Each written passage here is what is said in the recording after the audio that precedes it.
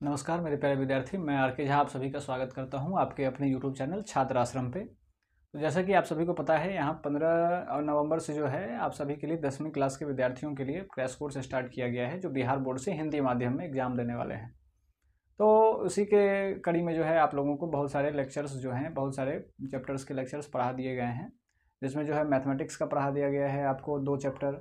इसके बाद जो है साइंस का भी 2 चैप्टर हो गया है। पिछला लेक्चर जो आपका गया था वो साइंस का ही गया हुआ था, जो अम्ल भस्म और क्षार का था।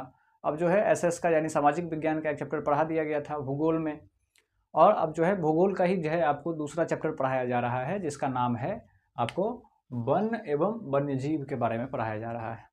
भूगोल में है ये वन एवं वन्यजीव के बारे में। तो इस चैप्टर में चलिए हम पढ़ते हैं, समझते हैं कि सबसे पहले वन और वन्यजीव क्या है। तो वन जो है, वन के बारे में आप बहुत नाम सुने हैं। तो वन तो आप जानते ही हैं कि ऐसे जीव जहाँ पर बहुत सारे जंगली जानवर और पेड़ पौधे, विभिन्न तरह के पेड़ पौधे होते हैं, उसको वन का नाम दिया जाता है। तो और उसमें रहने वाले चीज़ों को क्या कहा जाता है? जीव कहा जाता है, वन्य जीव कहा जाता है। जो उस वन में रहते हैं उसे वन्य जीव कहा जाता है। तो इसी में जो है पहला टॉपिक आपको क्या करना है, परिचय जानना है कि वन एवं वन्य जीव के बारे में आपको क्या करना है, परिचय जानना है। परिचय ये है कि पृथ्वी पर करोड़ों जीवधारी सूक्ष्म जीवाणु, कीट, पौधे, वृक्ष, पशु, पक्षी और बड़े जीव जैसे हाथी और ब्लू व्हेल पाए जाते हैं। पृथ्वी पर जो है एक ही तरह के तो प्राणी नहीं है, या तो यहाँ इंसान ही नहीं है, या दूसरे कुछ ही तरह के तो प्राणी नहीं है। बहुत सारे प्राणी, बहुत तरह के प्राणी हैं। ऐसे ऐसे प्राणी हैं जिसे हम खुले आँख से जो है, अपने आँख से जो है देख भी नहीं सकते हैं। और इतने बड़े बड़े प्राणी हैं जैसे कि हाथी है, और हाथी से भी बड़ा बड़ा प्राणी समुद्र के अंदर में है, जिसे ब्लू व्हेल कहते हैं, जो 30 हाथी के बराबर अकेले होता है। इस तरह के प्राणी भी हमारे धरती पर है। तो सभी मिल करके क्या करते हैं, एक जटिल पारिस्थितिकी तंत्र क्या करते हैं, तैयार करते हैं। सभी मिलकर एक जटिल पारिस्थितिकी तंत्र तैयार करता है। पारिस्थितिकी तंत्र मतलब उसको इंग्लिश में इकोलॉजिकल सिस्टम बोलते हैं। पारिस्थितिकी तंत्र का मतलब है कि ऐसे तंत्र जिसमें बहुत सारे जीव आपस में क्या करते हैं, जुड़ करके रहते हैं। जैसे आपको पता होगा कि बहुत सारे जीव जैसे हम ही एक दूसरे पर निर्भर हैं। अगर पेड़ ना हो या पेड़ पौधा ना हो तो बहुत सारे भोजन हम लोगों को नहीं उपलब्ध हो पाएगा। हम लोग भी पेड़ पे क्या है, निर्भर हैं। जैसे कि आपको अगर मान लीजिए कल क्या करना है, चावल खाना है तो, या सेब खाना है, तो वो सब तो पेड़ से ही आता है। कोई भी खाना अगर आपको खाना है तो नॉन वेज छोड़ के मांस मछली होगा तो पेड़ से मिलेगा।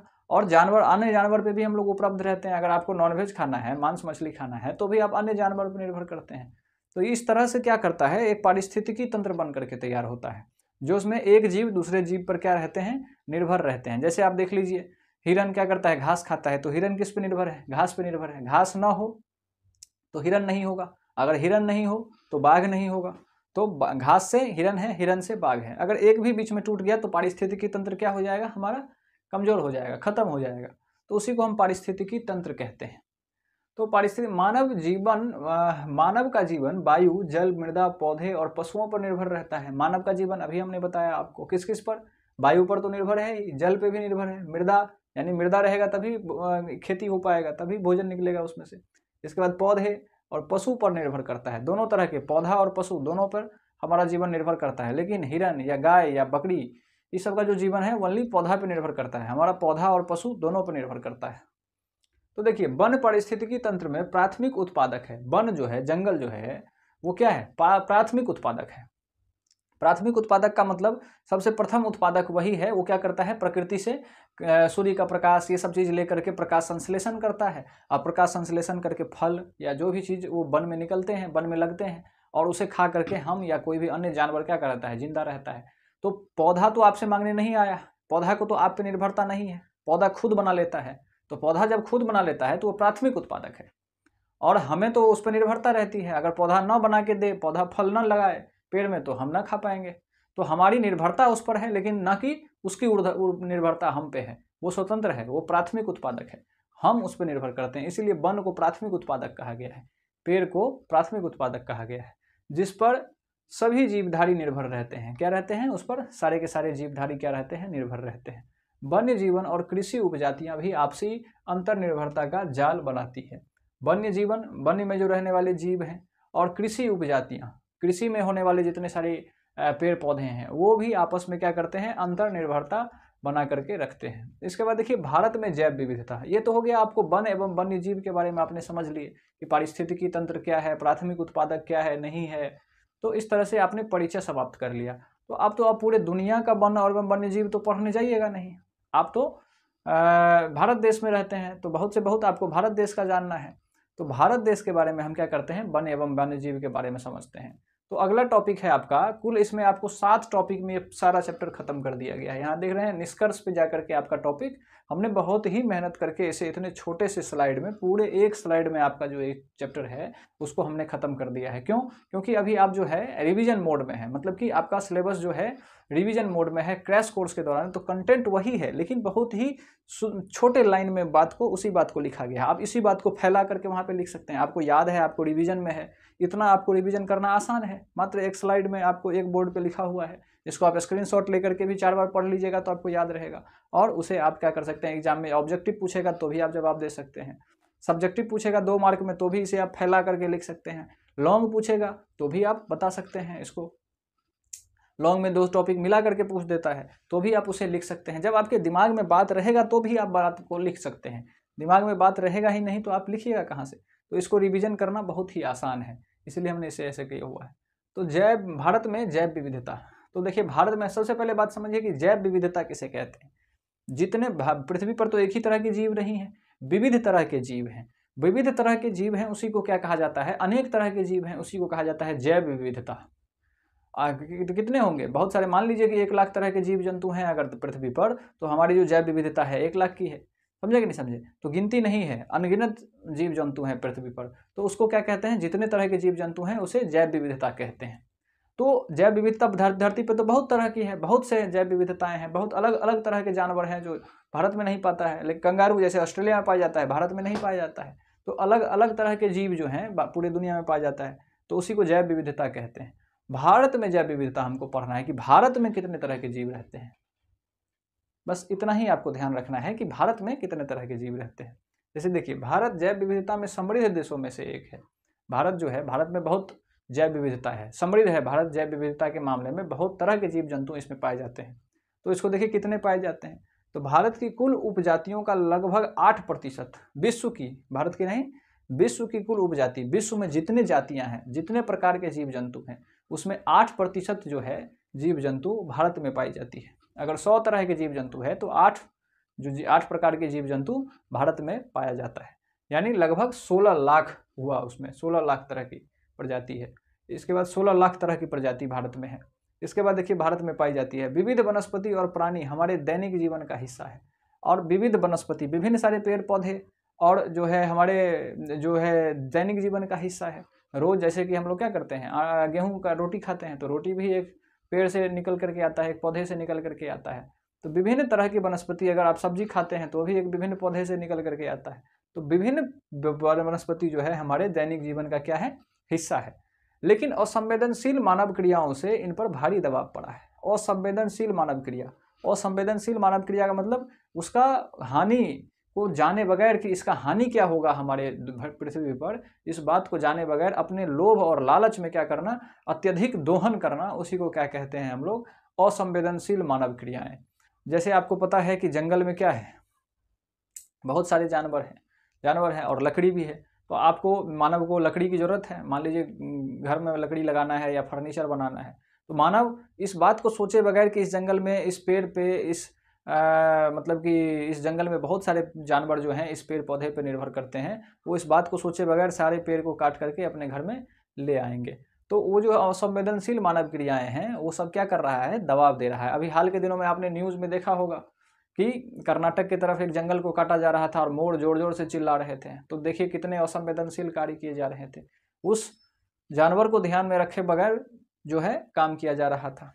तो देखिए, तो इसी सब चीज़ को देखते हुए, असंवेदनशील मानव क्रियाओं को देखते हुए, ये जो जीव जंतु है, वन और वन्य जीव है, इसे संरक्षण करने की जरूरत है, बचाने की जरूरत है। अगर ना बचाया जाए तो अभी तक सारे वन को क्या कर देंगे ये इंसान लोग, काट करके खत्म कर देंगे। इन्हें पता ही नहीं है कि हम सब पारिस्थितिकी तंत्र में हर जीव एक दूसरे जीव से क्या है, जुड़ा हुआ है। अगर मान लीजिए कि कोई जीव अगर विलुप्त होता है, कोई जीव अगर चला जाता है, तो उससे बहुत सारे जीव जुड़े हुए रहते हैं, वो जीव भी विलुप्त हो जाएगा। वो जीव विलुप्त होगा तो वो घूम करके विलुप्त होते होते एक दिन हम पे भी बात आ जाएगी, हमको भी विलुप्त होना पड़ेगा। मान लीजिए आपने सारे पेड़ काट दिए, पारिस्थितिकी तंत्र में पेड़ पौधे भी हैं, आपने सारे पेड़ काट दिए, तो आपको क्या पता, आपको तो लग रहा है कि पेड़ सीधे खड़ा है, कितना बढ़िया काट करके हम लकड़ी निकाल लेंगे, लेकिन वो पेड़ खड़ा होकर के कितना काम कर रहा है आपको पता नहीं है कि वो पेड़ वायुमंडल में ऑक्सीजन दे रहा है, खाना तो हमारा दे रहा ही है, फल तो हमको दे ही रहा है, हमारा पेट तो भर ही रहा है, प्लस वनस्पति क्या कहता है, वायुमंडल में ऑक्सीजन देता है, जिसको लेकर के हम जिंदा रहते हैं। अगर मान लीजिए वायुमंडल में ऑक्सीजन ना हो तो हम कितने देर टिकेंगे। तो अब उस चीज़ को सोचे बगैर इंसान क्या करता है, काम करता है। तो इसी चीज़ को देखते हुए इसके संरक्षण की जरूरत पड़ती है। तो वही बात दिया गया है कि संरक्षण की आवश्यकता, संरक्षण की क्यों आवश्यकता है। तो पहला आवश्यकता क्यों है, क्योंकि पारिस्थितिकी विविधता को बनाए रखने के लिए, पारिस्थितिकी जितनी विविधताएं हैं हमारे पास, जितने विविध प्रकार के जानवर हैं, विविध प्रकार के पेड़ पौधे हैं, इस सब को बनाए रखने के लिए, इस विविधता को बनाए रखने के लिए संरक्षण की आवश्यकताएं हैं। मान लीजिए 100 तरह के जानवर हैं हमारे पास और हमने ध्यान नहीं दिया और 50 तरह के विलुप्त हो गए, तो 85 तरह के बचेंगे, 85 तरह के बचेंगे, वो भी नहीं बचेंगे, वो कड़ी का भाग होता है, कड़ी अगर टूटा तो सब गया। तो जो है 50 तरह के बचेंगे, तो इसको बचाने की जरूरत है, नहीं तो हम लोग भी खत्म हो जाएंगे, अगर वो खत्म होगा तो हम भी खत्म हो जाएंगे, इस बात को ध्यान में रखिए। तो इसीलिए पारिस्थितिकी विविधता को बचाने की जरूरत है। इसके बाद जल, वायु और मृदा जैसे जीवनदायी संसाधनों को सुरक्षित रखने के लिए संरक्षण की आवश्यकता क्यों है, क्योंकि जंग, जल, वायु, मृदा, इस सब की सुरक्षा भी हमारी जिम्मेदारी है। क्यों, क्योंकि वायु अगर गंदा हुआ तो सोचिए आपका क्या होगा। देखिए अभी दिल्ली में रहने लायक नहीं है, पॉल्यूशन इतना ज़्यादा है, वायु गंदगी होने के कारण, वायु में गंदगी आ जाने के कारण क्या हो रहा है, जो इतने सारे समस्याएं उत्पन्न हो रही है। तो इसको भी सुरक्षित रखना है। जल, वायु, मृदा जो जीवनदायी संसाधन है, ये सब जीवनदायी संसाधन है, अगर वायु खराब हो जाए, जल खराब हो जाए तो आपका भी जीवन खतरा में आ जाएगा। तो इसको भी सुरक्षित रखने के लिए संरक्षण की आवश्यकता है। इसके बाद देखिए पौधे और पशुओं की आनुवांशिक विविधता को संरक्षण देने के लिए, पौधे और पशु के भी आनुवांशिक विविधताएं होती है। जैसे देखिए आनुवांशिक विविधता मतलब क्या, जैसे कि आनुवांशिक विविधता का मतलब ऐसे समझिए आप कि जैसे कि देखिए घोड़े में भी होते हैं, या गाय ही, भैंस ही होता है, तो भैंस कितने प्रजाति के होते हैं आनुवांशिक रूप से, सब काले काले भैंस दिखते हैं, लेकिन सब कोई मुर्रा भैंस होता है, कोई क्या होता है, जैसे गाय होता है तो कोई साहिवाल गाय होता है, कोई जर्सी होता है, कोई देसी होता है, कितने तरह के आनुवांशिक रूप से भिन्न भिन्न गाय हैं। तो अगर आप जो है मान लीजिए कोई बहुत ज़्यादा दूध देने वाला गाय है, मान लीजिए अभी क्या हो रहा है, देख रहे हैं गाय की प्रजाति कैसे नष्ट हो रही है, ज़्यादा दूध देने वाला जर्सी गाय हम लोग खरीद के ले आ रहे हैं, हमारा देसी गाय विलुप्त होने के कगार पे है। अब मिलना मुश्किल हो गया है कि प्योर देसी गाय कहाँ से मिलेगा, तो देसी गाय मिलना हम लोगों को क्या हो गया है, मुश्किल हो गया है। तो इसीलिए पौधे और पशुओं, इस तरह से बहुत सारे ऐसे पौधे भी हैं जो विलुप्त हो गए हैं, हमें मिलना, बहुत सारे ऐसे पौधे हैं जो मिलना बंद हो चुके हैं, तो उसको भी बचाने की, जो अब विलुप्त होने के कगार पे हैं, उसको भी हमें क्या है, 10-15 बचा हुआ है, तो उसको तो अब बचा के रखेंगे, 10-15 से 25-50 फिर से फैलेगा और बढ़ेगा, अगर संरक्षण ना करें तो वो भी खत्म हो जाएगा। तो उसे बचाने के लिए, आनुवांशिक विविधता को बचाने के लिए संरक्षण की आवश्यकता है। चौथा पॉइंट है कि कृषि में पारंपरिक फसल और मत्स्य पालन को बनाए। कृषि में भी बहुत सारे ऐसे फसल हैं जो अब नहीं हो रहे हैं, बहुत सारे वही फसल हो रहे हैं जिसमें दाम अच्छा मिल रहा है, किसान उसी फसल को उपजा रहे हैं जिसमें दाम आप लोगों को क्या हो रहा है, अच्छा मिल रहा है। बहुत सारे ऐसे फसल है जिसका दाम नहीं है, उसे उपजा नहीं रहे हैं, तो बहुत सारे ऐसे जगह से क्या हो रहा है, बीज भी खत्म हो रहा है।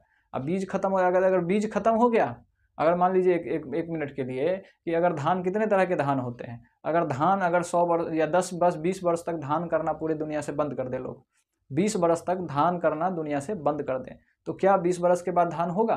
क्योंकि जो अभी धान हो चुका है वो क्या हो जाएगा, वो तो खराब हो जाएगा। 5-7 वर्षों में वो सारे के सारे धान सड़ करके खराब हो जाएंगे। फिर 20 वर्ष के बाद धान का बीज कहाँ से मिलेगा कि आप नया धान लगा पाइएगा, तो धान विलुप्त हो जाएगा। इसी तरह से बहुत सारे ऐसे फसल हैं जो विलुप्त होने के कगार पे है। अब देखिए भारत में संरक्षण के उपाय। अब भारत में इतने सारे संरक्षण की तो बात कर लिए कि इतना सारा समस्या है, इस सारी समस्याओं से बचने के लिए हमें वन और वन्य जीव को बचाने की जरूरत है, संरक्षण करने की जरूरत है। तो केवल गप हाँकने से तो होगा नहीं, केवल भारत सरकार डींग हाँके तो उससे तो होगा नहीं, उसके लिए उपाय भी करनी पड़ेगी। तो भारत में क्या क्या उपाय चल रहे हैं, तो सबसे पहले ये बात पर ध्यान दिया गया 1972 ईस्वी में, सबसे पहले वन एवं वन्य जीव संरक्षण अधिनियम बनाया गया, कानून बनाया गया भारत के संसद में, वन एवं वन्य जीव संरक्षण अधिनियम 1972 इसका नाम दिया गया। इसमें क्या क्या बात किए गए, तो इसमें ये बात किया गया कि संकटग्रस्त जातियों को बचाने के लिए लागू किया गया इसे। जो जितने भी संकटग्रस्त जाति हैं, या पेड़ का है या जीव जंतु का है, वो जितने भी संकटग्रस्त हैं, अब विलुप्त होने के कगार पे हैं, उन सभी को बचाने के लिए इस अधिनियम में बात की गई कि उस सबको बचाइए, उस सबका संरक्षण करिए। इसके बाद देखिए दूसरा क्या किया गया कि शिकार पर प्रतिबंध लगाया गया। अब मान लीजिए कि बहुत कम मात्रा में, मान लीजिए बाघ जो है, मान लीजिए अगर 1 मिनट के लिए मान लीजिए 50 ही बाघ है अब पूरे भारत में बचा हुआ, और अगर उसे खुला छोड़ दें तो लोग शिकार कर लेंगे, उसका बाल नाखून ये सब चमड़ा वमड़ा निकालने के लिए क्या कर लेते हैं, शिकार कर लेते हैं। इंसान लोग ही प्रवृत्ति का होता है वो 50 भी जो है ख़त्म हो जाएगा। इसीलिए जो है शिकार पर प्रतिबंध लगाइए। जब उसको मारना लोग बंद करेगा तब जाकर के क्या होगा। पहले भारत में जो है बहुत सारे लोग क्या करते थे, शिकार पर निकला करते थे। आप सुने होंगे राजा, सबसे ज़्यादा अंग्रेज लोग क्या करते थे, शिकार पर निकलते थे। इतना ज़्यादा मतलब कि एक दिन में 25-25, 30-30 बाघों को क्या कर देते थे, मार करके गिरा देते थे शिकार कर करके, और दिखाते थे अपने आप को कि हम इतने बलशाली हैं कि हमने 25-30 बाघों को मार दिया बंदूक लेकर के। वही अगर बंदूक हटा करके जाए तो क्या हाल हो जाएगा, समझ सकते हैं आप। बंदूक लेकर के और बाघ को मार देना कोई बहादुरी होती है? बहादुरी तब होगी जो अकेले लड़ करके देखिए आप उससे, बिना किसी बंदूक के, तो पता लगेगा। तो लोग शिकार करने के लिए जाते थे अपनी बहादुरी दिखाने के लिए भी, अस्त्र शस्त्र के माध्यम से। इसके बाद देखिए वन्य जीवों में व्यापार पर रोक। वन्य जीव का जो है व्यापार होता था, जैसे सर्कस में देखते होंगे कि बहुत तरह के जानवर को पकड़ करके ले जाया जाता है, उसे खेल दिखाया जाता है। खेल दिखाया जाता है मतलब पकड़ करके ले आया गया, कुछ दिन उसे खेल दिखाया गया, खाना पीना ठीक से मिला नहीं, वो तो जंगल का रहने वाला जानवर है, उसको घर का थोड़े वो पिंजरे में बंद होकर के थोड़ी रहेगा। कुछ दिन तक खाना पीना भी ठीक से नहीं मिला, वो मर गया। तो उस पर भारत सरकार ने क्या किया, प्रतिबंध लगाया कि आप खरीद बेच नहीं सकते हैं जंगली जानवर को, वन्य जीव को खरीद नहीं सकते हैं। तो इस पर वन्य जीव के व्यापार पर रोक लगा। इसके बाद जो है राष्ट्रीय उद्यान और वन्य जीव अभयारण्य स्थापित किए गए। राष्ट्रीय उद्यान और वन, जहाँ पे बहुत सारा जंगल है, बहुत तरह के जंगल हैं, और उसमें बहुत तरह के वन्य जीव रह रहे हैं, बहुत सारे जंगली जानवर रह रहे हैं। तो क्या किया भारत सरकार ने, उसको वन्य जीव अभयारण्य घोषित कर दिया कि इसमें कोई भी शिकार करने के लिए नहीं घुसेगा, लकड़ी काटने कोई भी अनजान आदमी नहीं घुसेगा, उसमें लकड़ी काटने के लिए नहीं जाएगा। तो इस तरह से भारत सरकार ने वन्यजीव अभयारण्य या राष्ट्रीय उद्यान बना करके उसको संरक्षित कर दिया। अगर उसे संरक्षित नहीं करता तो वो जंगल में लोग घुस घुस करके सारे पेड़ काट लेते, सारे जंगली जानवर का शिकार कर लेते, बात खत्म हो जाता। तो इस तरह से इस चीज़ को बचाने के लिए ये काम किया गया।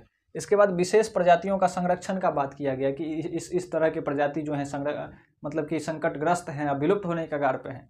विलुप्त होने का मतलब अब नहीं मिलेंगे कुछ दिनों के बाद, तो उस सबको बचाने की ज़रूरत है। इसके बाद जैसे देखिए किस किस को बचाने की ज़रूरत है, बाघ भी हमारा विलुप्त होने के कगार पे है। इसके बाद एक सींग वाला गेंडा, इसको भी बचाने की ज़रूरत है। कश्मीरी हिरन, मगरमच्छ, एशियाई शेर, हाथी, काला हिरन, चिंकारा, हिम तेंदुआ आदि, ये सब सारे के सारे विलुप्त होने के कगार पे हैं। ये सब जो है इनको संरक्षण की जरूरत है। अगर इसे संरक्षित न किया जाए, भारत सरकार इस पर रोक न लगाए, तो ये सारे जीव क्या हो जाएंगे, विलुप्त हो जाएंगे। इसके बाद देखिए इसके बाद जो है 1972 में तो कानून बना ही, वन्य जीव संरक्षण अधिनियम 1972। इसके बाद फिर 73 में अगले साल ही एक कानून बना बाघ को बचाने के लिए। बाघ बहुत खत्म होते जा रहा था। कब होते जा रहा था, तो बाघ को बचाने के लिए 1973 में कानून बना, जिसे बाघ परियोजना कहा गया। देखिए इसमें क्या कानून बना कि 20वीं सदी के शुरुआत में बाघों का संख्या लगभग 55,000 थी। बाघों की संख्या कितनी थी, लगभग 55,000 की संख्या में 20वीं सदी की शुरुआत में थी। 20वीं सदी का शुरुआत मतलब 1901, 1902, 1900 के बाद जो आया उसको 20वीं सदी कहते हैं। जैसे अभी 21वीं सदी है, 2000 के बाद जो आया 21वीं सदी, तो 1900 के बाद जो आया 20वीं सदी। तो 1901-2 में जो है 55,000 बाघें थी हमारे पास भारत में। वही बात अभी बताए ना आपको, ये अंग्रेज लोग बंदूक लेकर के अपना चले जाते थे अंदर में शिकार करने के लिए गाड़ी पे बैठ करके, और बहादुरी दिखाते थे कि हमने इतने बाघ मार दिए, हमने ये कर दिए, हमने वो कर दिए, और सारा सत्यानाश करके रख दिए। अब देखिए 1973 में घट करके इसका जनसंख्या कितना हो गया, 1827, यानी 2000 भी नहीं बचा। यानी 53,000 बाघों को इन्होंने 50 से 60 साल के अंदर में क्या कर दिया, मार दिया। 53,000 ही नहीं, 55,000 था तो बहुत सारा बचा भी दिया होगा, उस सब को मार करके 1827 पे ला दिया। इतने कम बचे बाघ। तब जा करके जो है 1973 में हमें क्या करना पड़ा, बाघ परियोजना बनाना पड़ा, बाघ को संरक्षित रखने के लिए, बाघ को बचाने के लिए। अब बाघ की संख्या इतनी घट कैसे गई, तो कारण है कि शिकार बहुत होता था, अवैध व्यापार होता था। सर्कस में लोग ले चले जाते थे या मार देते थे नाखून के लिए, चमड़ा के लिए, शरीर का चमड़ा के लिए, अलग अलग चीज़ों के लिए उसे मार दिया करते थे। दूसरी बात की आवास का नष्ट होना। अब मान लीजिए जंगल में, जिस जंगल में रहता है बाघ, अब उस जंगल के सारी लकड़ी को आप काट लिए, जंगल ही खत्म कर दिए, तो वो कहाँ रहेगा, उसी जंगल में तो रहता है, उसी जंगल में अन्य जानवर रहते हैं, तो उसका शिकार करके वो खाता है, पेट भरता है। वो खुला मैदान में तो रहेगा नहीं, खुला मैदान में कौन सा जानवर उसे मिलेगा जानवर जंगल में, और जंगल बचा नहीं। तो आवास यानी उसका घर क्या है, जंगल है, आवास नष्ट हो गया, तो वो भी नष्ट हो जाएगा, क्योंकि उसको भोजन की कमी हो जाएगी, भोजन के कमी के कारण भी खत्म हो जाता है। जनसंख्या दबाव, इसके कारण भी क्या होता है, खत्म होता है। हमारी जनसंख्या बढ़ते जा रही है तो हम घर बनाने के लिए, खेती करने के लिए क्या कर रहे हैं, जे पेड़ को काट रहे हैं, जंगल को खत्म कर रहे हैं। तो जंगल खत्म कर रहे हैं तो ऑब्वियस सी बात है कि जनसंख्या दबाव जब बढ़ रहा है तो जानवर कम होंगे, अन्य जानवर क्या होंगे, कम होंगे। अब देखिए इसको लाने की उद्देश्य क्या था, इस चीज़ को लाने का उद्देश्य क्या था, क्यों लाया गया बाघ परियोजना 1973 में। तो बाघ और उनके आवास के संरक्षण के लिए इसको लाया गया कि बाघ को और बाघ के आवास जो हैं, जो जंगल है, उसे बचाने के लिए इस परियोजना की जरूरत पड़ी, इस परियोजना की जरूरत पड़ी। देखिए इस परियोजना के क्रम में हमारे बिहार में भी एक जो है अभयारण्य बनाया करके तैयार किया गया है, बाघ रिजर्व बना करके तैयार किया गया है, जो पश्चिमी चंपारण में है, जिसे वाल्मीकि टाइगर रिजर्व कहते हैं, वाल्मीकि बाघ अभयारण्य कहते हैं। वो क्या है, बहुत बड़ा जंगल है, नेपाल के सटा हुआ है जगह, पश्चिमी चंपारण। मोबाइल में आप गूगल मैप पे देखिएगा तो नेपाल से सटा है। वहाँ पर उस जंगल को संरक्षित किया गया है टाइगर रिजर्व के रूप में, उसमें बहुत सारे बाघ हैं। तो उसे बचाने के लिए हमारे बिहार में भी एक बाघ अभयारण्य बना गया है। उसमें शिकार करना या लकड़ी काटने के लिए जाना, उस जंगल में लकड़ी काटना, ये सब सख्त मनाही है। उसमें आप कुछ नहीं कर सकते हैं, क्योंकि वो जंगली जानवर के लिए, बाघों के लिए संरक्षित किया गया है, बचा करके रखा गया है। तो देखिए भारत में प्रमुख बाघ रिजर्व, कुछ बाघ रिजर्व यहाँ पे छेड़ दिए गए हैं, इसे बस आप याद रख लीजिए। पूछा जा सकता है आपको ऑब्जेक्टिव में कि बताइए कि मानस जो है बाघ अभयारण्य कहाँ है, तो आसाम में है। या जिम कॉर्बेट अभयारण्य कहाँ पे है, उत्तराखंड में है। तो देखिए पहला है कॉर्बेट, उत्तराखंड में है, कॉर्बेट होता है ये। तो कॉर्बेट जो जिम कॉर्बेट है वो उत्तराखंड में है। दूसरा है सुंदरबन, पश्चिम बंगाल में। सुंदरबन डेल्टा के बारे में आपने सुना होगा, जो गंगा नदी जाती है, तो जहाँ पे पश्चिम बंगाल में नदी से समुद्र से मिलती है वो नदी, तो वो नदी जहाँ पे समुद्र से मिलती है वहाँ बहुत बड़े क्षेत्र में दलदली मिट्टी बना करके तैयार कर दी है। दलदली मतलब पैर रखते ही घुस जाएगा मिट्टी के अंदर में, क्योंकि पानी वहाँ ज़्यादा मात्रा में है, गंगा जी जाके मिल रही है समुद्र में। तो उसमें बहुत सारे जंगल निकल के आए हुए हैं, मैंग्रोव वन उसको कहते हैं, पढ़ेंगे आप। तो उस वन में जो है बहुत सारे शेर हैं, बाघ हैं, शेर नहीं बाघ हैं। तो उसको भी बाघ टाइगर रिजर्व बना करके बाघ रिजर्व बना दिया गया है, जिसको सुंदरबन टाइगर रिजर्व कहते हैं, जो पश्चिम बंगाल में है। बांधवगढ़ जो मध्य प्रदेश में है, सरिस्का राजस्थान में है, मानस असम में है, पेरियार केरल में है। इस तरह के टाइगर रिजर्व जो हैं अलग अलग स्टेट में बनाए गए हैं, याद रख लीजिएगा इसको। इसके बाद अन्य संरक्षण पहल भी किए गए हैं, ये अधिनियम बनाया गया, बाघ परियोजना बनाया गया। इसके बाद और सारे संरक्षण के पहल किए गए, जिसमें पहला संरक्षण का पहल 1980 में फिर से किया गया।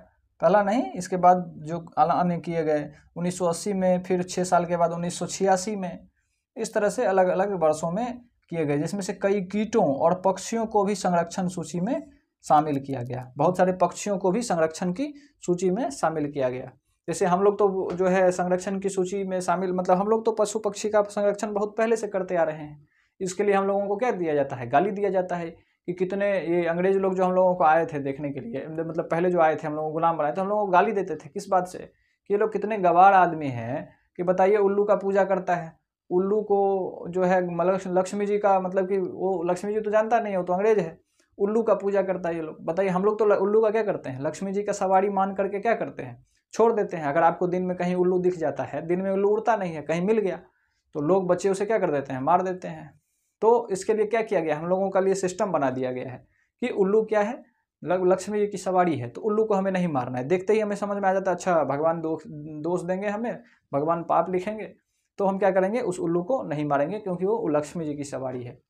समझे कि नहीं समझे। हर जीव को जो है भगवान से रिलेट करके रख दिया गया है। क्यों, हम लोग बेवकूफ़ थोड़े हैं, उसके संरक्षण के लिए, उसके संरक्षण के लिए कर दिया गया है। कौवा को भी अपना एक मतलब कि कौवा को भी भगवान का दर्जा दिया गया है, हर जानवर को दिया गया है। जैसे गरुड़ जो होता है, वो गरुड़ अब नहीं दिखता है, वो भी विलुप्त होने के कगार पे है, तो गरुड़ को भी जो है विष्णु भगवान की सवारी बताई गई है। तो जितने भी पक्षी आपको अगल बगल दिखते हैं वो सब जो है, जैसे कि नीलकंठ, वो भी अब नहीं दिखता है, नीलकंठ नाम का पक्षी के बारे में आप सुनते होंगे, उसको भी भगवान का दर्जा दिया गया है, तो उसे भी लोग नहीं मारता है। क्यों, ये सब संरक्षण के लिए किया गया था। तो ये लोग जो है अंग्रेज लोग, ये लोग हम लोगों को क्या समझते थे कि मूर्ख आदमी समझते थे। इन लोगों को पता ही नहीं था कि हम लोग कितने ज्ञानी आदमी थे। अब यही अंग्रेज लोग चिल्ला रहे हैं कि अरे जनसंख्या बहुत कम हो गया, बचाओ बचाओ बचाओ। क्या कर रहे हैं, मीटिंग पे मीटिंग, देश के लोगों को बताए जा रहे हैं, पेपर पे पेपर छापे जा रहे हैं, या मीटिंग किए जा रहे हैं कि देश, मतलब कि क्या करो, वन्य जीव को बचाओ, वन्य जीव को या पौधे को बचाओ। इन लोगों को पता ही नहीं था कि हम शुरू से करते आ रहे हैं। इन बेवकूफ़ों को कौन बताए, लेकिन हम लोगों के पास पहले से ही संरक्षण की व्यवस्था बनी हुई है। उसी तरह से पेड़ पौधे को भी हम लोग बचाने का काम करते हैं। अभी भी तुलसी, हर घर के आगे में जो है तुलसी का पौधा रहता है, और हम लोगों की माताएं जो है उसमें बिना पानी दिए भोजन नहीं करती है। एक प्रथा बना हुआ है कि बिना पूजा किए, बिना तुलसी में पानी दिए हम भोजन नहीं करें। क्यों? क्योंकि उसका एक सिस्टम बना दिया गया है कि रोज उसमें पानी देना है, रोज पानी मिलेगा उसको तो वो क्या होगा, बड़ा होगा। और क्यों उसको तुलसी को लगाया जाता है? तुलसी 24 आवर जो है 24 घंटा ऑक्सीजन देता है। आप पढ़े होंगे इस चीज़ को। तो 24 घंटा देता है, तो वो हमारे आंगन में रहेगा तो आंगन में क्या रहेगा, ऑक्सीजन की मात्रा बढ़ती रहेगी। अब ऑक्सीजन की मात्रा जितना ज़्यादा आपके अंदर में जाएगा उतना ब्रेन ठीक से काम करेगा आपका। तो इस बात को सोच करके तुलसी को आंगन में रखा जाता है कि वहाँ पर ऑक्सीजन का मात्रा थोड़ा सा बढ़ा रहेगा, तो व्यक्ति के शरीर में ज़्यादा मात्रा में ऑक्सीजन जाएगा तो शरीर ठीक से काम करेगा। इस बात को न समझ करके लोग, ये अंग्रेज लोग क्या करते थे, हम लोगों को गाली देते थे कि कितना मूर्ख आदमी है ये लोग, ये हिंदू धर्म वाले लोग जो हैं कितने मूर्ख हैं, बताइए पेड़ पौधा का पूजा करता है ये लोग। तो इस तरह से हम लोग पीपल का भी पूजा करते हैं, वो भी 24 घंटा हमें क्या देता है, ऑक्सीजन देता है। पीपल को काटने की मनाही है क्योंकि उसमें भगवान का रूप। बरगद का भी पूजा करते हैं, अन्य आम के पेड़ का, बहुत सारे पेड़ का हम क्या करते हैं, पूजा करते हैं। तो पूजा करने का मतलब क्या है कि उसमें भगवान वाली भावना हमारे अंदर में आ जाती है, तो हम उसे काटते नहीं हैं, उसका संरक्षण ही करते हैं। तो इस तरह से वन्य जीव क्या होता था, पहले से ही हमारे सिस्टम में ऐसा बना हुआ था। और जो है बहुत सारे तरह के, आप देखिए उसी में पूजा होता था, और तुलसी जी में जल देते थे और थोड़ा सा प्रसाद रख देते थे। प्रसाद का मतलब लड्डू उड्डू जो रहा घर में, चीनी वीनी, वही वहाँ पर रख दिए। अब उसको खाने के लिए जो है वहाँ से अगल बगल से हजारों कीड़े जो हैं, हजारों जानवर जो है, हजारों जीव जंतु जो है उसके खाने के लिए आता था। उससे हजारों करोड़ों का पेट भर जाता था। तो क्या करते थे हम लोग, उसे क्या होता था, हजारों जीव जंतु का पेट भरा तो उससे भी जीव जंतु का संरक्षण हुआ कि नहीं हुआ। तो वो कहते थे कि कितने पागल आदमी हैं कि ये क्या करता है, प्रसाद बेकार करता है, ये गरीब को दे देते तो गरीब खा लेता। अरे भाई, वो उसको भी तो देना जरूरी, गरीब को भी देना जरूरी है तो उस जीव जंतु को भी देना जरूरी है। तो महादेव का प्रसाद अभी भी हम लोग नहीं खाते हैं, क्यों? एक भगवान, आप दुर्गा जी का प्रसाद खाते हैं, बहुत सारे भगवान का प्रसाद खाते हैं, लेकिन महादेव का प्रसाद नहीं खाया जाता है। क्यों? क्योंकि वो रिजर्व कर दिया गया है, वो फेंक दिया जाता है। फेंका नहीं जाता है, वो जीव जंतु के पास चला जाता है। बहुत सारे कौवा पक्षी उसको आकर के खाता है, जो नीचे जीव है, चींटी है, बहुत सारे जीव हैं नीचे में, वो आकर के खाता है उसको। तो इस तरह से हमारा संरक्षण होता है। इतनी बड़ी पद्धति है हमारे पास बनी हुई, जिसको ये ना गवार लोग क्या बोलते थे, कि हम ही लोगों को गवार बोलते थे कि कितना गवार है। तो अब देखिए, आप लोगों को वन्य जीव को संरक्षण के बारे में चैप्टर पढ़ाना पड़ रहा है। ये तो हमारे खून में था, पहले से ही हम लोगों को पता था इस तरह की चीज़ों को। तो चलिए, 1991 में जो है, फिर से 1991 में पहली बार जो है 6 पौधों को भी संरक्षण की, पौधे भी विलुप्त हो रहे हैं, तो 6 पौधों को भी संरक्षण के सूची में क्या किया गया, रखा गया। इसके बाद देखिए, वनों के संसाधनों के प्रकार। वनों के जो वन संसाधन है उसके कितने प्रकार हैं, मतलब जंगल में किस किस तरह से रिजर्व करके रखा गया है। तो एक होता है आरक्षित वन, कंप्लीट रिजर्व वन होता है, उसमें ना ही आप शिकार कर सकते हैं, नहीं घुस सकते हैं, नहीं जंगल में लकड़ी काट सकते हैं, कुछ नहीं कर सकते हैं आप उसमें, एकदम कंप्लीट वो जो है आरक्षित वन है। तो देश के आधे से अधिक वन, जितने वन है ना, उसमें से आधे से अधिक वन आरक्षित वन है। संरक्षण की दृष्टि से सबसे मूल्यवान है, इस बहुत ज़्यादा संरक्षण की जरूरत है इसमें, क्योंकि बहुत सारे जीव जंतु, बहुत सारे अन्य अन्य तरह के जानवर इस वन में रहते हैं। इसके बाद संरक्षित वन, रक्षित वन। रक्षित वन प्रोटेक्टेड फॉरेस्ट है ये, कुल वनों का 1/3, यानी अगर 1/3 मतलब क्या है, अगर जो है 1 लाख वर्ग किलोमीटर में है तो 33,000 वर्ग किलोमीटर हुआ। इतने में ये जो वन है प्रोटेक्टेड वन है, रक्षित वन है, जिसे क्षरण से बचाने की संरक्षण है। थोड़ा सा इसमें छूट रहता है कि आप जो है सूखा उखा लकड़ी बीन करके ला सकते हैं चूल्हा उल्हा जलाने के लिए, पेड़ काटने की जरूरत अलाउ नहीं है। लकड़ी उकड़ी कहीं गिरा हुआ है तो उसे आप बीछ उछ सकते हैं, चुन सकते हैं। इसके बाद क्षरण से बचाने के लिए, इसके बाद देखिए अवर्गीकृत वन, अनक्लासिफाइड फॉरेस्ट। सरकार, समुदाय या निजी स्वामित्व वाले वन और बंजर भूमि। सरकार के भी बहुत सारे ऐसे, सरकारी जमीन नहीं बोलते हैं गाँव में लोग, सरकारी जमीन है पड़ती है, इस तरह के जमीन पे भी जंगल होते हैं, तो उसमें भी जीव जंतु रहते हैं। इसके बाद निजी स्वामित्व वाले लोगों के भी होते हैं, जैसे कि आप जैसे यहाँ पे देखिए, विशेषकर पूर्वोत्तर राज्य या गुजरात और पूर्वोत्तर राज्य में इस तरह के निजी स्वामित्व वाले वन हैं।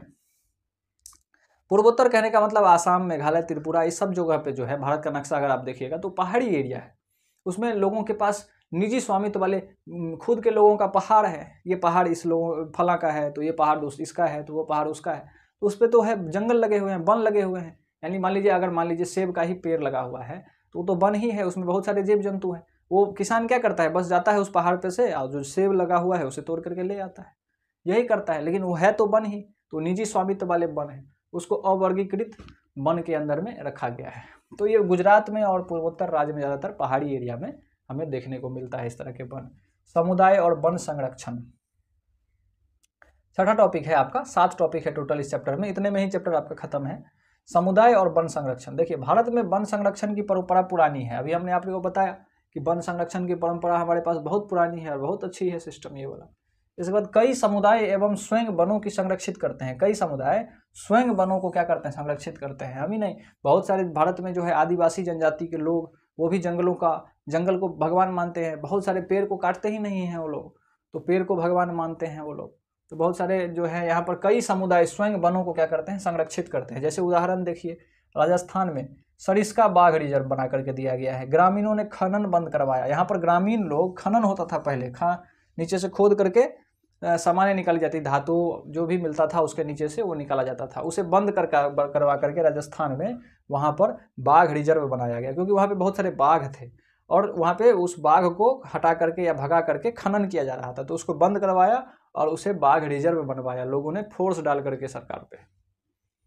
इसके बाद देखिए अलवर राजस्थान में 5 गांवों ने 1200 हेक्टेयर क्षेत्रों को भैरवदेव डाकब सेंचुरी बनाया गया, घोषित किया। 5 गांव के लोगों ने मिल करके 1200 हेक्टेयर जो उन लोगों का ग्रामीण लोगों का जमीन था उसको संरक्षित किया जानवरों के लिए, कि इस 1200 हेक्टेयर में कोई खेती वेती नहीं करेगा, जंगल लगाएगा, क्योंकि इसमें बहुत सारे जानवर यहाँ पर राजस्थान में रहते हैं।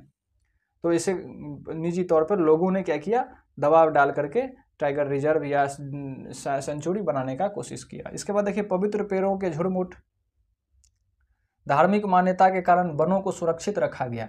बहुत सारे ऐसे वन हैं, अभी हमने आपको बताया धार्मिक मान्यता वाले वन हैं, बहुत धार्मिक मान्यता वाले जंगल हैं, पेड़ हैं, तो उसको भी सुरक्षित रखा गया। छोटा नागपुर क्षेत्र में मुंडा, जैसे अभी जनजाति का नाम बताए थे, तो छोटा नागपुर जो है वो झारखंड में है, तो उसमें मुंडा जनजाति, संथाल जनजाति, महुआ जो है वो महुआ और कदम की पूजा करते हैं। ये 2 जनजाति जो है मुंडा और संथाल जनजाति, वो क्या करते हैं, महुआ और कदम का पेड़ जानते हैं, महुआ का भी पेड़ आप लोग जानते हैं, महुआ से फल गिरता है और उस फल का लोग दारू वारू बना करके पीते हैं। तो महुआ और कदम का जो फल है उसकी पूजा ये मुंडा और संथाल जनजाति यानी आदिवासी जिसको कहते हैं वो लोग करते हैं, इस चीज़ की पूजा करते हैं। उड़ीसा व बिहार में विवाह के समय इमली और आम के पेड़ों की पूजा होती है। आम के पेड़, अभी हम आपको बताएं, अगर आप बिहार में हैं, आप अगर मिथिलांचल की तरफ से हैं या उस तरफ से हैं, तो आपको पता होगा कि विवाह के बाद जो है लड़कियों को कहाँ लेके जाया जाता है, आम के पेड़ के पास पूजा करवाने के लिए ले जाया जाता है। तो वही आम के पेड़ों की पूजा करवाया जाता है विवाह के समय, तो वही बात यहाँ पर लिखा हुआ है। तो देखिए कि हम लोग क्या करते हैं, आम की भी पूजा करते हैं। इसके बाद देखिए बिश्नोई समाज जो राजस्थान में है वो काला हिरन, चिंकारा, नीलगाय और मोर की रक्षा करते हैं। ये देखिए यही सलमान खान वाला जो केस है, सलमान खान जो है इसी काला हिरन का शिकार कर लिया, शिकार मतलब शूटिंग पे आया था और ऐसे शिकार करने के लिए गाड़ी से गया और इस काला हिरन को मार दिया। इसके बाद ये बिश्नोई समाज के लोग उससे खिलाफ हो गए और उसके जीवन को बर्बाद करने पे लगे हुए हैं, उसके जीवन में लंका लगाए हुए हैं। तो देखिए बिश्नोई समाज के लोग काला हिरन, चिंकारा, नीलगाय इस सब की क्या करते हैं, पूजा करते हैं। इसके बाद देखिए चिपको आंदोलन उत्तराखंड में हुआ था। चिपको आंदोलन मतलब कि इसमें क्या करते थे लोग, सरकार के या अंग्रेज लोग क्या करते थे, बहुत सारे जंगल में लकड़ी काटने का काम करते थे। तो ये चिपको आंदोलन वहाँ के ग्रामीण लोगों ने क्या किया, वो लकड़ी को मतलब पेड़ को भगवान मानते थे, तो उन लोगों ने इस काटने का विरोध किया। तो विरोध किस तरह से किया, तो जैसे कि वो पेड़ अगल बगल में पेड़ काट रहा है तो वो का पेड़ काट दिया, अब तो बगल वाला काटेगा, तो उसे रोकने के लिए क्या करते थे, पकड़ करके चिपक करके खड़े हो जाते थे कि पहले हमको काटो फिर इस पेड़ को काटना। तो इस तरह से विरोध करते थे और पेड़ को नहीं काटने देते थे और बहुत बड़े पैमाने पर इसको सारे लोग जाकर के पेड़ को क्या कर लिए, पकड़ पकड़ के खड़े हो गए और काटने से मना करने लगे लोगों को। तो इससे रोकने में सफल हो गए, वहाँ पर पेड़ कटना बंद हो गया। तो इस तरह से भी लोगों ने अपने स्तर पर क्या किया है, समुदाय के लोगों ने अपने स्तर पर क्या किया है, वन्य जीव को बचाने का काम किया है भारत में। तो आपसे पूछेगा चिपको आंदोलन के बारे में, आपकी किताब में दिया गया है कि चिपको आंदोलन कहाँ हुआ था, तो उत्तराखंड में। आप बस कहानी को आपको पता है, बस याद रखिएगा, 1-2 बार इसे रिवाइज करिएगा, जिस तरह से लिख करके आप इसको रिवाइज करिएगा। इसके बाद देखिए बीज बचाओ आंदोलन। बीज बचाओ आंदोलन रसायन के बिना टिहरी में हुआ था। तो रसायन के बिना बहु फसल उत्पादन को बढ़ावा, यानी रसायन यानी खाद पोटास, यूरिया सब जो आजकल दिया जा रहा है वो सब क्या कर रहा है, ज़मीन को बंजर बनाया जा रहा है। आप कहिएगा ज़मीन को कैसे बंजर बना रहा है, तो ज़मीन के अंदर में बहुत सारे जीव जंतु होते हैं, कीड़ा होता है, अंदर में घर बना करके रहता है। तो वो जब फसल कट जाता है तो बाहर आता है, ऊपर नीचे करते रहता है, तो मिट्टी को भुरभुरा बना के रखता है। अगर आपने उसमें यूरिया डाल दिया तो वो तो जहर का काम करता है। वो यूरिया जा करके उस सारे जीव जंतु को अंदर में मार देता है, और मार करके ख़त्म कर दिया तो वो ऊपर नीचे जब आएगा नहीं तो ज़मीन क्या हो जाता है, बंजर हो जाता है, एकदम पत्थर के समान हो जाता है, उपजता नहीं है। क्योंकि जब तक वो कीड़ा ऊपर नीचे करता है तो ऑक्सीजन भी नीचे जाता है, ज़मीन हल्का रहता है और उपजा ज़्यादा होती है। लेकिन अगर वो आपने यूरिया पोटास दिया तो ज़मीन क्या हो जाता है, बंजर हो जाता है। तो उसी को बचाने के लिए बीज बचाओ आंदोलन क्या किया गया। जो बीज, बहुत सारे ऐसे फसल हैं जो नहीं किसान लोग कर रहे हैं, तो उसका बीज क्या हो रहा है, बर्बाद हो रहा है। तो कहा कि कम से कम बीज तो बचाओ, बीज बचा करके रखो, जो बाद में जब ज़रूरत पड़ेगी तो हम लोग क्या करेंगे, उसको उपजा करके फिर से यूज़ करेंगे। लेकिन अगर बीज ही नहीं रहेगा तो वो तो विलुप्त हो जाएगा। तो वही बीज बचाओ आंदोलन हुआ था। इसके बाद देखिए संयुक्त वन प्रबंधन। बहुत सारे लोग आपस में मिल करके क्या करते हैं, उसको वन को प्रबंधन करते हैं। सरकार और समुदाय के लोग, मतलब जनता के लोग सब मिल करके क्या करते हैं, वन का प्रबंधन करते हैं। मान लीजिए आप जो है जनता पेड़ काटने पे रहे और सरकार बचाने पे रहे, तो सरकार कितना देर बचाएगी, कोई से जाएगा चुपके से पेड़ काट के ले आएगा। तो क्या करना पड़ेगा, जनता में इस चीज़ को क्या करना पड़ेगा, जनता को इस चीज़ को समझाना पड़ेगा कि पेड़ कितना महत्वपूर्ण है, इस बात को बतानी पड़ेगी। इसीलिए आपको ये चैप्टर पढ़ाने के लिए दिया गया है, पढ़ने के लिए दिया गया है कि जानिए कि पेड़ का कितना महत्व है। तो देखिए संयुक्त वन प्रबंधन का जो शुरुआत है वो 1988 में उड़ीसा राज्य में किया गया। कहाँ किया गया, उड़ीसा राज्य में किया गया। इसमें क्या किया गया, स्थानीय समुदाय और वन विभाग के जो है लोग मिल करके ये वनों का प्रबंधन या संरक्षण करते थे। यानी वन विभाग भी, सरकार भी और जनता भी कहा कि आप भी जुड़िए, आप भी वन को बचाइए, वन बचाना बहुत ज़रूरी है। उन्होंने उन लोगों को जागरूक किया, बताया और सबको आपस में मिलाया कि आप लोग भी मिलिए और वन को बचाइए। समुदाय को गैर इमारती वन उत्पादन, लकड़ी में होने वाले लाभ में भी भागीदारी दिया कि अगर आप वन को बचाइएगा, लगाइएगा तो जो फल होगा उसमें भी हम आपको हिस्सेदारी देंगे। जो लकड़ी जो सूख जाएगा, पेड़ सूखने के बाद तो लकड़ी बचेगा, तो लकड़ी में भी हम आपको क्या देंगे, हिस्सेदारी देंगे, लाभ देंगे हम आपको। इस तरह से लोगों को भी उसमें जोड़ करके वन को बचाने का काम किया। तो उसी को कहते हैं संयुक्त वन प्रबंधन। कहाँ हुआ था, तो उड़ीसा में। कब हुआ था, तो 1988 में। बस आप इसे 2 बार 3 बार रिवाइज करिएगा, हो जाएगा आपको पढ़ाई।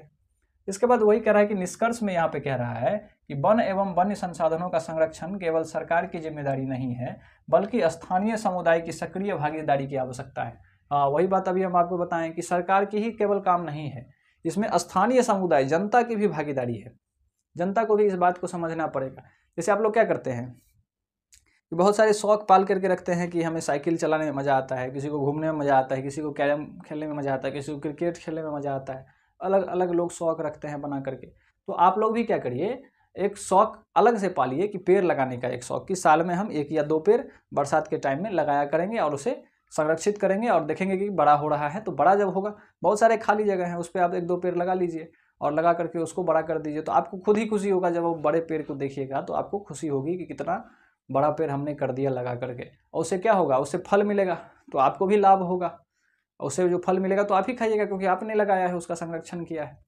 और जो है आपको खुशी भी मिलेगी और पर्यावरण भी क्या रहेगा, ठीक ठाक रहेगा। तो इस तरह से आप एक शौक पाल सकते हैं इस पेड़ लगाने का भी। जैसे मोदी जी, हमारे प्रधानमंत्री जो है, उन्होंने भी कहा था कि 1 पेड़ माँ के नाम, यानी कम से कम माँ के नाम पे 1 पेड़ लगाइए हर व्यक्ति। अगर हर व्यक्ति 1-1 पेड़ भी लगाएंगे तो भारत में कितने लोग हैं, कितने पेड़ लग जाएंगे। लेकिन लोगों में भावना इस तरह की जग नहीं रही। तो आप लोग ही सही क्या करिए, 1-1 पेड़ कम से कम लगाइए कहीं पर, अपने बगीचे में, अपने बगल में बहुत ज़मीन आपके पास खाली होगा उसमें लगाइए। इसके बाद संरक्षण तभी प्रभावी होगा जब यह जन केंद्रित होगा। वही जनता जब केंद्रित होगा, जनता जब जानेंगे तभी ये संरक्षण प्रभावी होगा। नहीं तो जनता जानेंगे ही नहीं तो काटने पे लगे रहेंगे। उनको लगेगा कि सरकार ये दुश्मन है, ये पेड़ बचाने का काम कर रहा है, हम इसको काटेंगे। इसके बाद देखिए पर्यावरण हितैषी और आर्थिक रूप से लाभकारी हो। पर्यावरण के लिए हितैषी हो, जन केंद्रित हो और आर्थिक रूप से भी लाभकारी हो। आर्थिक रूप से होगा, ये पेड़ लगेगा, यानी आम का पेड़ लगाइएगा तो आम आप ही ना खाइएगा, तो आर्थिक रूप से तो लाभकारी होगा ही। तो इस तरह से ये आप पेड़ लगाने का काम कर सकते हैं और वन्य जीव को संरक्षित कर सकते हैं। यही आपका चैप्टर था। तो इतना सा ही में जो है आपका चैप्टर का निचोड़, यानी जिसको नहीं कहते हैं, अभी जो है आपके पास जो नोट्स होगा वो क्या होगा, इतना मोटा में होगा, एकदम जो होगा बहुत ज़्यादा मोटा में होगा, जिसमें एक चैप्टर भी आप नहीं पढ़ सकते हैं। अभी एनसीईआरटी पढ़ने जाइएगा, वो भी छोटा होता है, उसको भी नहीं पढ़ सकते हैं आप। तो जैसे कि आपको हम एक बाल्टी या मतलब कि मान लीजिए 100 लीटर दूध दे दें और उसमें से कहें कि घी निकालो, घी जो है तुम्हारा काम आएगा, तो वही जो आपका नोट्स है वो 100 लीटर दूध के समान है। उसमें से आपको घी निकालने में क्या लगेगा, समय लगेगा, तब जा करके आप काम करिएगा। और ये घी निकाल करके आपको दिया गया है, ये दूध में से घी निकाल करके आपको दिया गया है। बस आप क्या करिए, इसको 2 बार रिवाइज करिए और एग्ज़ाम में अच्छे मार्क्स प्राप्त करिए। इसे रिवाइज करना आसान है। यही अगर हम आपको 10 पन्ना में इस चैप्टर को पढ़ाते तो आप कहाँ से रिवाइज कर पाते। इसलिए आपको छोटा करके दिए हैं समझाने के लिए। और क्या करिए, आप इसको स्क्रीनशॉट ले लीजिए, उसको लिख करके क्या करिए, रिवाइज करिए। और दूसरी बात कि आप क्या करिए, इस चैनल को भी क्या करिए, सब्सक्राइब करिए। अभी जो जैसे कि अभी हमने पेड़ के बारे में आपको बताया कि जैसे कि हमने भी शिक्षा रूपी जो ये पेड़, ये यूट्यूब चैनल जो हम लोगों ने, आप लोगों ने जो जुड़े हुए हैं, उन लोगों ने जो लगाया है, उसे क्या करना है, आप लोग सब्सक्राइब करिएगा, शेयर करिएगा, ज़्यादा से ज़्यादा फैलाइएगा, तो ज़्यादा से ज़्यादा लोगों तक जाएगा। तो ये पेड़ भी क्या होगा, एक दिन विशाल वृक्ष का रूप ले लेगा। और जब आप लोग क्या करिएगा, यहाँ से पास करके अगले अगले बड़े बड़े मुकाम पे जाइएगा, अगले अगले क्लास में जाइएगा, आगे से आगे जाइएगा, तो जब आप पीछे देखिएगा तो आपको दिखेगा कि अच्छा, हमने जो इतना छोटा पेड़ को लगाया था वो आज इतना बड़ा हो चुका है, इस जिस कोचिंग से हमने पढ़ा था वो भी बड़ा हो चुका है। तो आपको भी क्या होगा, गर्व होगा।